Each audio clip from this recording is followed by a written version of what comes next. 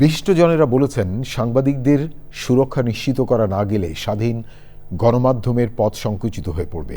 রাজধানীতে বিশ্ব মুক্ত গণমাধ্যম দিবসে আলোচনায় তারা বলেন, জনস্বার্থে সাংবাদিকতার কারণে কাউকে যাতে নিরাপত্তাহীনতায় ভুগতে না হয় সে বিষয়ে সরকার, গণমাধ্যম প্রতিষ্ঠান, সাংবাদিক সংগঠন এবং সিভিল সোসাইটি সবারই সুনির্দিষ্ট দায়িত্ব রয়েছে। রিপোর্টে আরও জানাচ্ছেন রিয়াজ ইসলাম। বিশ্ব মুক্ত গণমাধ্যম দিবস পালনে রাজধানীতে নানা আয়োজন করে বিভিন্ন সংগঠন। প্রতি বছরের মতো আলোচনা সভা করেছে গণমাধ্যম ও যোগাযোগ বিষয়ে উন্নয়ন সংগঠন সমষ্টি।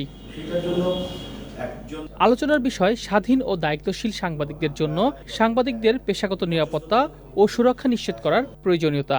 নীতিনৈতিকতার যে দিকগুলো আছে সেটা ভালো করে না জানার কারণে কখনো ঝুঁকিতে পড়েন, বা জেনেও চর্চা না করার কারণে ঝুঁকিতে পড়েন। হ্যাঁ, এরকম হয়। বা গণমাধ্যম প্রতিষ্ঠানগুলো কখনো কখনো তার কাছে এমন কিছু আশা করে যে কারণে সেটা করতে গিয়েও তিনি হয়তো সাংবাদিকতার যে মূল মেরুদণ্ড, সাংবাদিকতার কোড অফ কন্ডাক্ট বা নীতিনৈতিকতা, সেখান থেকে বিচ্যুত হওয়ার কারণেও কখনো কখনো ঘটে।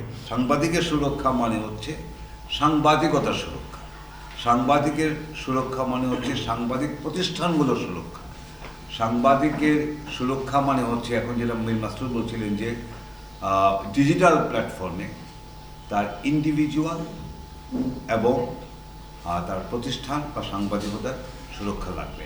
আলোচকরা বলেন, নতুন সরকারের কাছে তাদের প্রত্যাশা সাংবাদিকতা যাতে আর চাপের মুখে না পড়ে। কোনো রিপোর্ট কারো পছন্দ না হলেই, কোনো বিশ্লেষণ পছন্দ না হলেই তাকে ট্যাগিং করা, এটি আমাদের যেমন আছে এখনও আছে। অবস্থা কিন্তু পরিবর্তন হয়, বরং আমাদের চ্যালেঞ্জটি আরও বৃহত্তর পরিবেশে এবং এক্ষেত্রে সবাইকে নিয়েই কাজ করা, যার যার অবস্থান থেকে যদি করতে পারে।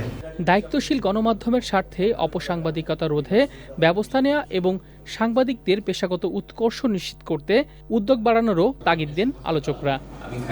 রিয়াজ ইসলাম, চ্যানেল আই, ঢাকা। 200-র বেশি সার্ভিস ও ফিচারে লেনদেনের সব বিকাশ অ্যাপে সম্ভব।